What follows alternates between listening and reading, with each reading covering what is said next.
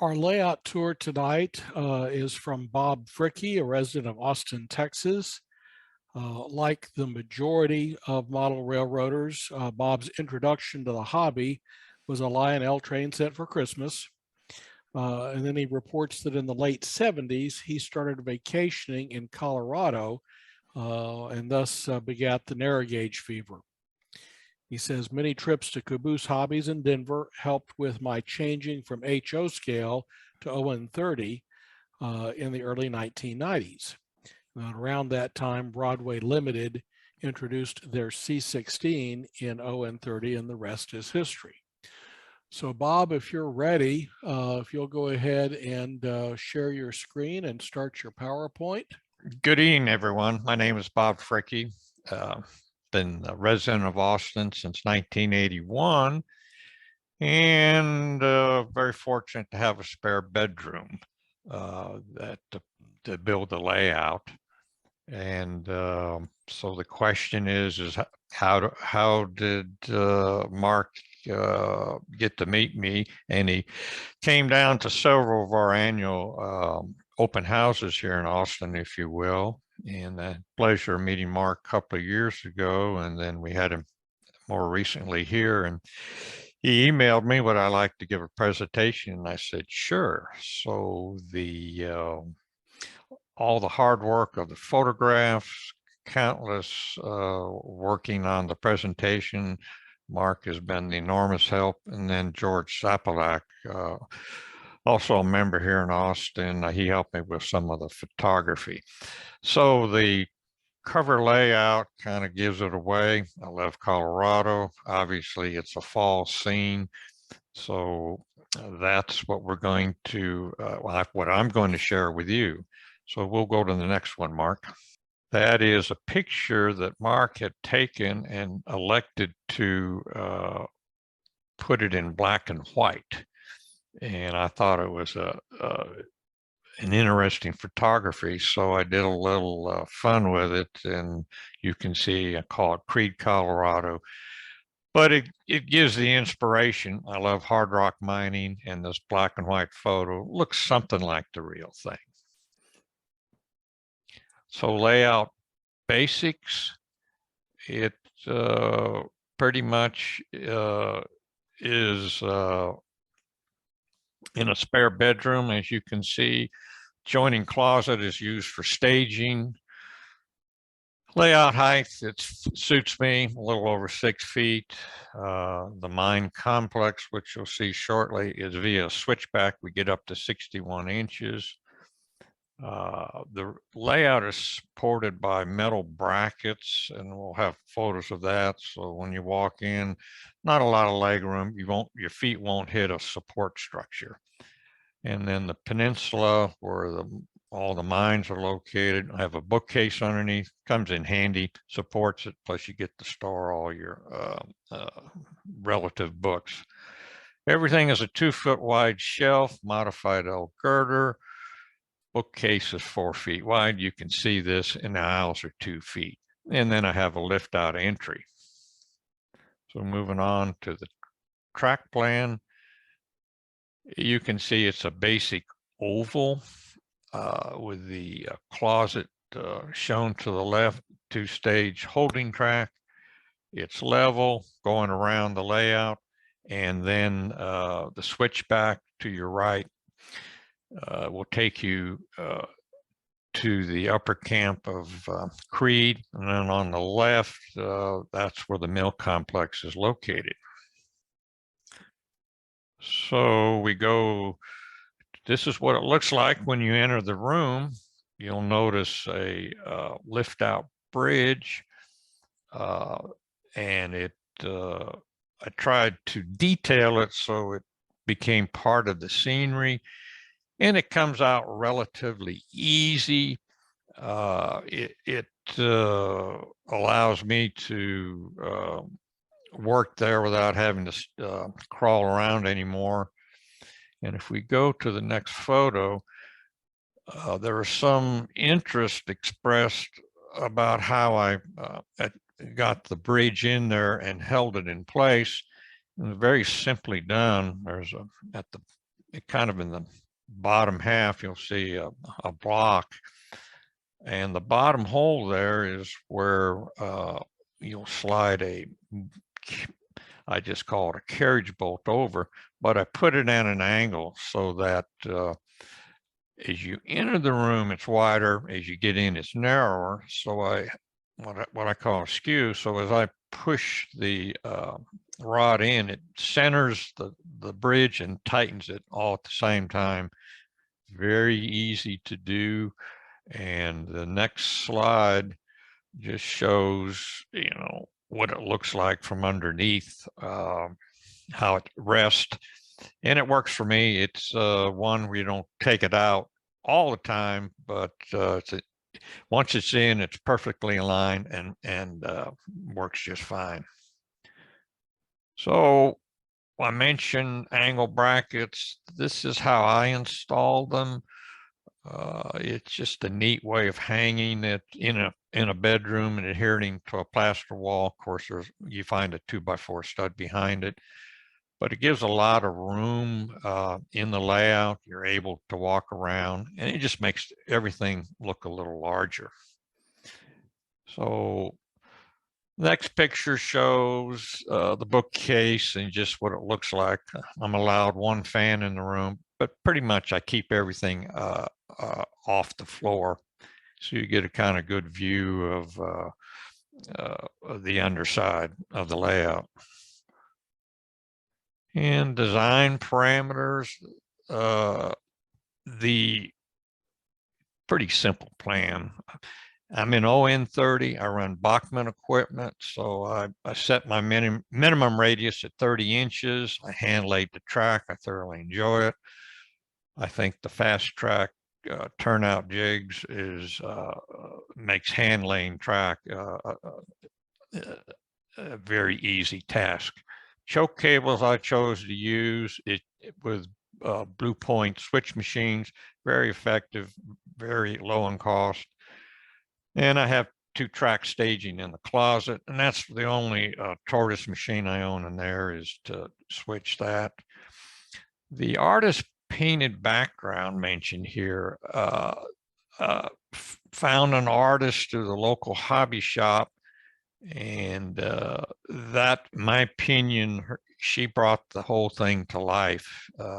Not only is it mounted on masonite, it continues on the wall. And the whole idea is the sense of everything going vertical or continuous. So to simplify things, the main line has 0 grade, switchback 2.5, and Tom Pearson, he now resides in Fort Worth. He was the gentleman that helped me get everything wired up. So now we're entering the layout, and it's kind of like a bird's eye view. You're seeing the Western scale model, 10 stamp mill. What a kit. I bought that kit before I started working on the layout, well over 15 years ago. So that was kind of like in masonry, the cornerstone, the one that held up the arch. Everything is predicated around that kit. And you can see the backdrop scenery painted. The outline there is the 2-foot high masonite, and then we continued the painting to the ceiling. And why I chose to have the backdrop not attached to the wall is I have some 1x2 trim pieces, and on the next slide you will see the very cheap set of Christmas tree lights, LEDs, bought after Christmas. So they go around the entire room. So that's my moonlight, and it's indirect lighting. You can obviously see some dust is accumulated. I like to consider it to have a little bit of muting on it. But so that's how I do the night scene. Most folks seem to enjoy it. Very simple to do and install. So again, as we go to the next slide, We have continued around from the stamp mill. It's a U-shaped walk-in area. And to your left, you can see the switchback, and to your right is the town of Creed. And I have some more aspen trees there in the back to confirm it is indeed September.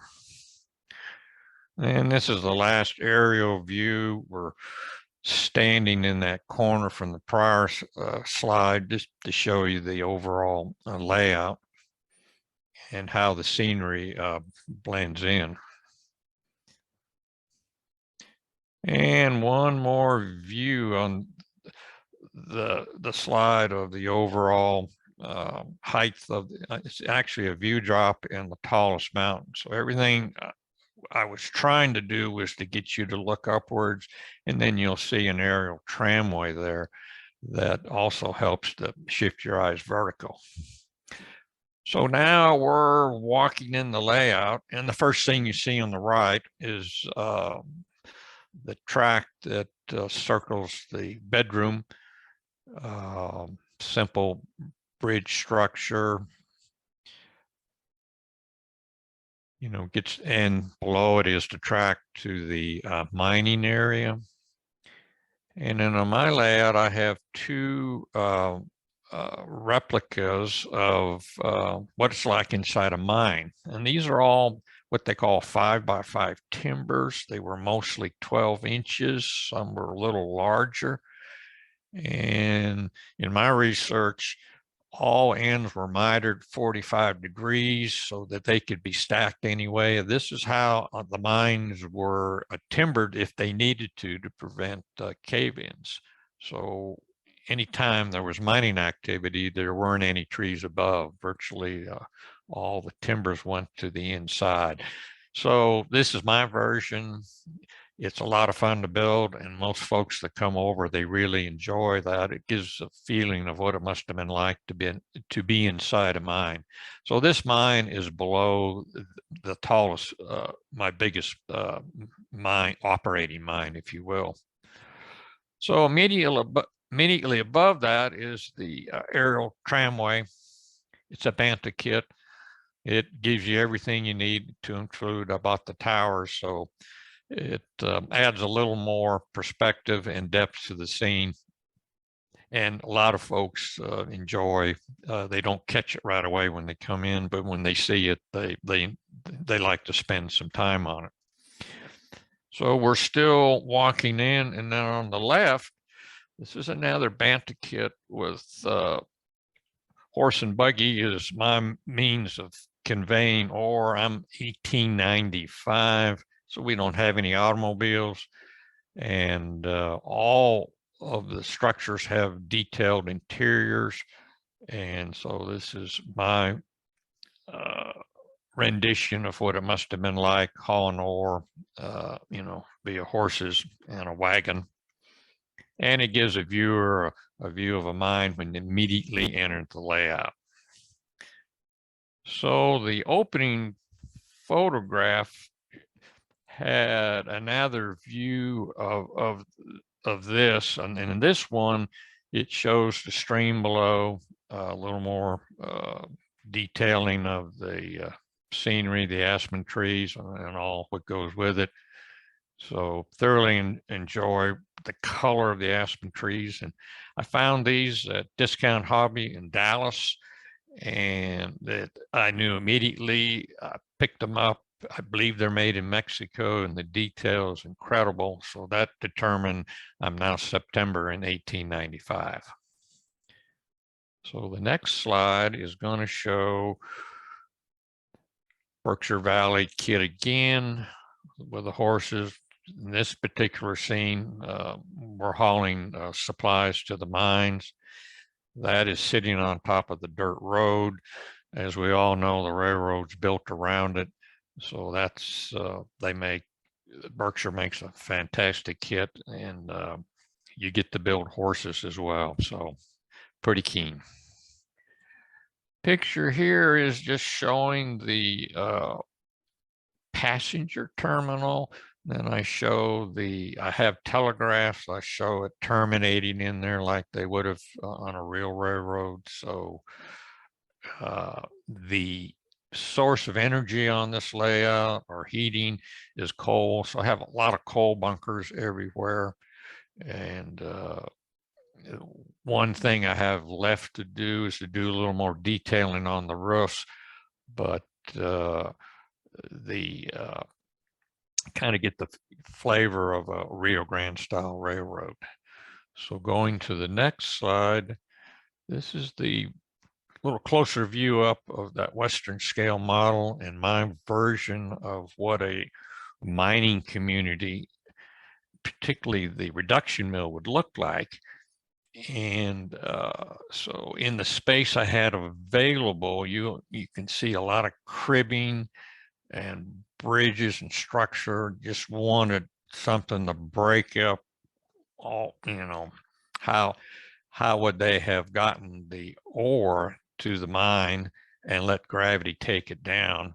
And so when we go to the next photograph, we now have the roofs off and you can see the interior that you get with the kit. And then to your right is where the ore is coming from. But, what a kit. I think I spent $400 on it 15 years ago and sat in the closet forever. But that is the anchor, and that's why the railroad looks like it is to be able to display that. And the next photograph just shows you what a prosperous industry this is. I modeled gold mining. It's 1895. It's just after the Silver Repeal Act of 1893. So most of my structures are in good shape. And in this scene here, you can see all the goodies unloaded from the boxcar. They're running out of room. And at the end of the day, the sacks of gold ore will be placed over the trucks, doors closed, and somebody with a shotgun will be sitting on the roof, and the train will come get them and take it off to Pueblo or Denver for further reduction. And then another scene again, just showing the detail that you can, if you choose, that you can do on this, and it's O scale, so it's a lot of fun. And then every mill has to have an office, and you can see the what you can do detailing them. Thoroughly enjoy doing that. And when you switch from HO to O, which I did, I think everybody has done that. It is an immediate shock to your system, the amount of space they take up. So I had to be very careful when I was laying everything out and measuring what some of these structures would look like. So continuing on down, I had to have a town, a colorful town, and I wanted full replicas of the building. They're all detailed, all lighted. So the track is behind the structures rather than having storefronts on the background. I chose to have the full structures up front, and they all being fully detailed. People really enjoy peeking in there and see what's going on. But well, that's my version of a prosperous town. It hasn't gone down yet. Then the next slide is a Banta kit. I think it's one of the larger kits, and so that anchors a spot where you can see both sides of it. It's a very colorful kit. Has full details on it, and it more or less sets the scene. We're prosperous. We have people. Buildings aren't run down.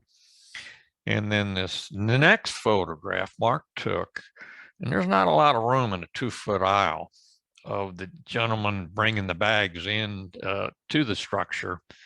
And of course, it's it's all full of chairs, food, people.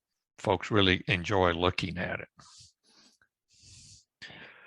So my version of a yard had to be rather brief because I chose to have full-scale buildings. But the close-up there of that Rio Grande Southern snow plow is a Wiseman kit. And if you're not aware of it, I highly recommend it. It is probably one of the most detailed, very accurate kit. And if you enjoy that aspect of the hobby, and it makes a great centerpiece when people walk in. And since this is September, the gentleman responsible for it, while he's standing there, he's getting it ready for the upcoming snow. So you can do some highly detailed models of select equipment, and then behind it is my workup crane where I have riprap rocks, ties, and so forth and so on. And there's a shay on it. And it's about ready to go out of town. And the normal water tank and the pump house is behind it. And then as we chose this picture here just to show close up, you can see inside the gentleman with a tie on, and he's serving customers, and just the overall detail. And as we move on, just some more detail of the folks getting ready to go out and work on the track. Again, the roofs need a little more work, but save that for last. And then as we continue around the layout, there's another Banta kit. That's their engine kit. And it shows evidence of a yard or holdover area for junk. And then there's a cemetery to the right of it. And unfortunately, it's starting to grow in population. The next side shows the inside of the engine house. And again, that's a Western scale model machine shop interior. So you get all the goodies, you just have to figure out where you're going to put it. And this is how I put it in my engine house. And it, all the parts that you get with it, none of it rotates, but everybody seems to enjoy looking at what all the normal tools would have been in an engine house and a machine shop. So now the same passenger train that you saw on the bridge is rounded, gone through the yard. And the reason I chose this photograph is it's because I have horses and mules and so forth. So they have to have a feed store. So that was what I was trying to do here in this diorama. So we got horses there getting hay. The guys worked up a sweat unloading things. And then as we go to the next slide, there's my rendition of a cemetery. We have some freshly dug ones, unfortunately, and it's slowly filling up. So just try to give a little bit of humor to it.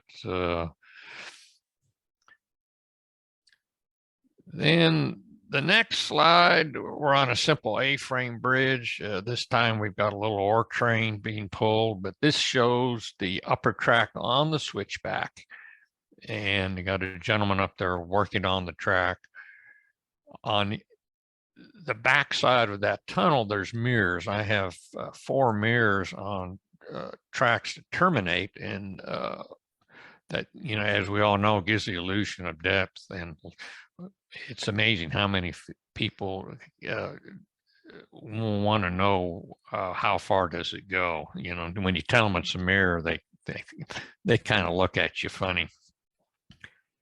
But just show you the aspen trees again. This is on this climax is working its way back after dropping off the ore cars on the main line, and just shows the overall and how the scenery ties in.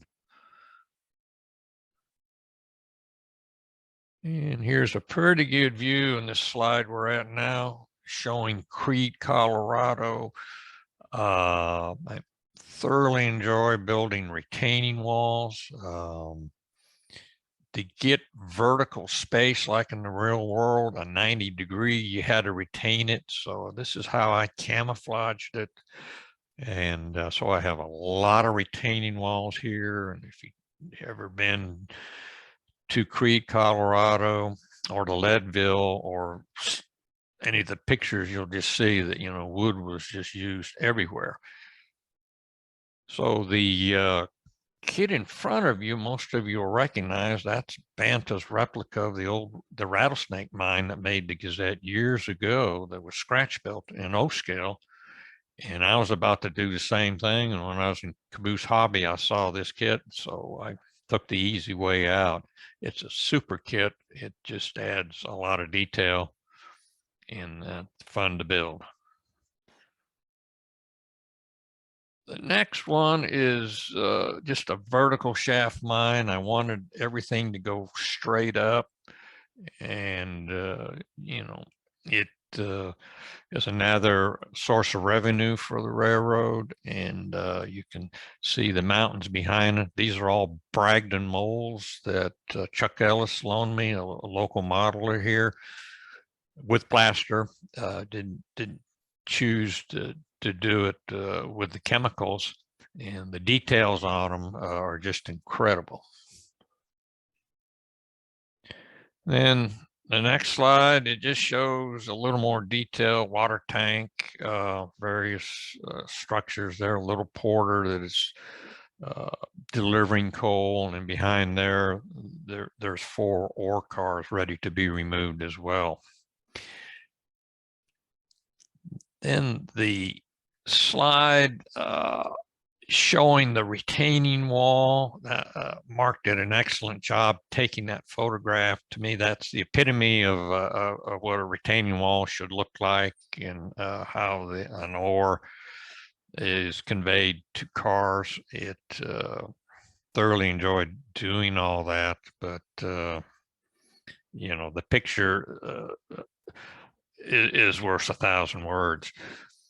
So to camouflage the track that feeds this ore mine, it doesn't go anywhere, because to the immediate right of that rock pile is an aisleway. So I simulated a rock slide that would come down, and so we have the various workers there trying to remove it, and it's a sedimentary rock mold there, so it camouflages it. I can get away with the track just sitting out there in the middle.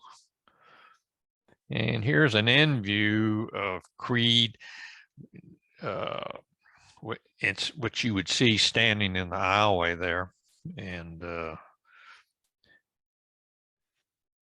then I love building these mine dioramas. This is underneath that rattlesnake mine.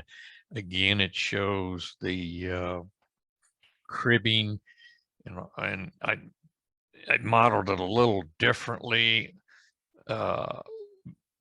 Below it is another tunnel, where they drain water, but most folks, and Mark had to do some again, it's a 2-foot area for his camera, so taking this kind of a picture was certainly an art, but most folks seem to enjoy it. And then I was asked to maybe talk a little bit about how that night scene would look from indirect lighting. So we took some photographs of it, and you know, with the structures lit up, kind of reminds you, if you've ever been in Breckenridge during the holidays, you know, when all their lights are on. And of course, the next photograph is the town lit up. So it does an effective job, and this preceded all the advancements in LED lighting, where you can change the colors, so forth and so on. So What I've tried to do in a 12 by 13 bedroom is what you can do in ON30. And if you enjoy scenery, what you can do, and you can build detail kits and have a reasonable representation, and also have something that, as we all age, it's easier to build and easier to see. So that's my version of what a railroad should have looked like in Colorado. And A few questions and comments came up in the chat. I thought it was a great presentation. It's nicely structured the way you led us through it, and the photographs were lovely. So I think Mark helped, you marked up the photos, so I think it looked great. Bill Hobbs said, yeah, the amount of space O-scale buildings take up, even compared to S-scale, always surprises me, and I agree on that. Mike McKenzie said, really appreciate the challenge of a larger scale in a small space. Very nicely done in that small space. And Bill Hobbs said again, with those horses, you need to model some scale road apples. And Burr Stewart said, did you convert your Bachmann cars to ON3 couplers? no, I left the Katie number 5s that they came with. My rolling stock is all Bachmann. Now I have San Juan pre-made and kits that I have built. Their display. Because of the narrow confines that I have, the Bachmann cars, you know, they run far better. So I chose not to do that. If I were to do it over and had a little more room, I would, but so I left them, and they seem to handle the 30-degree curvature fine, because I don't run large locomotives from Bachmann. And as we all know, their passenger cars are more S-scale. And when I was putting people in them, I had to amputate arms, legs, and feet just to get them in the seats. Same thing in the locomotive. So it, 30 inches in HO is pretty generous. So it, and then the 2.5 grade limits what you can take up and down. So it chose to keep the number 5 Katie's on the rolling stock. Now the static display, yes, I have the scale couplers. Okay, thank you. Mike McCarville said, and I was thinking the same thing. He says the rock slide idea to end trackage. That's a great idea. I think that's a pretty cool way to stop the trackage at the end of the when it came towards the aisle. And Owen Thorne said, excellent tour, photos and models. Thank you for taking the time to share. And I would reiterate that. That's great. Great job. Thank you.